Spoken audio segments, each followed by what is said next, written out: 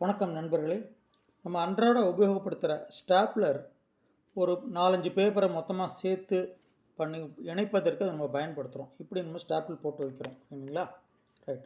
ஆனால் இது ஸ்டாப்பிள் பின்னை ரிமூவ் பண்ணுறதுக்கு நம்ம என்ன பண்ணுறோம் யூஸ்வலாக அப்படின்னு கேட்டால், நார்மலாக இந்த பின்பக்கம் இருக்கிற லீவரை நம்ம யூஸ் பண்ணுறோம்.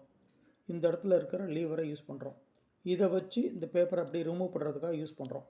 அப்படி சில சமயம் பண்ணும்பொழுது என்ன ஆகும்னு கேட்டிங்கன்னா, இப்படி பாதி பிரித்து வரும்.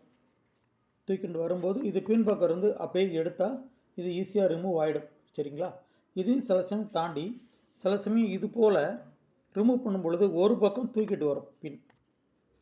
இது மாதிரி இருக்கும் பொழுது பின் லேசாக அப்படி தூக்கிட்டு வரும் பொழுது இதை நம்ம எடுக்க போகும்பொழுது தான் ரொம்ப டைட்டாக இருக்கும் பொழுது நம்ம விரலில் எங்கேயாவது காயமாக மாறி விடுகிறது, எங்கேயோ காயப்படுத்தி விடுகிறது. இதை எளிதாக எடுப்பதற்கான வழி இந்த ஸ்டாப்லரில் பின்னாடி ஒரு ப்ரொவிஷன் இருக்குது. நிறைய பேருக்கு தெரியாது. இந்த இடத்துல பாருங்கள், இந்த இடத்துல ஒரு கட்டு இருக்கும், இந்த எதிர்பக்கத்தில் இருக்காது. இந்த இடத்துல ஒரு கட்டு இருக்குது, இந்த இடத்துல கிடையாது ஸ்டாப்லரில். சரிங்களா?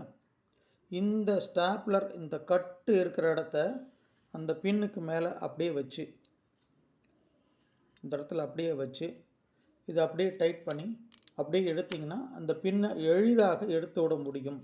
சரிங்களா? ஸோ இன்னொரு தடவை நான் பண்ணி காமிக்கிறேன். இந்த இதில் இப்போ இதில் மாதிரி அரைகுறையாக இப்படி நீட்டிகிட்டு இருக்கும் பொழுது இதை எடுப்பதற்கு இந்த கேப்பை அதில் பயன்படுத்தி அதை வைத்து அப்படியே லேசாக எடுத்தால் அந்த பின் அழகாக வந்துடும், கையில் எங்கேயும் காயப்படுத்தாது. அதனால் இந்த ஸ்டாப்லரை சரியாக யூஸ் பண்ண பழகிக்கோங்க. தேங்க்யூ.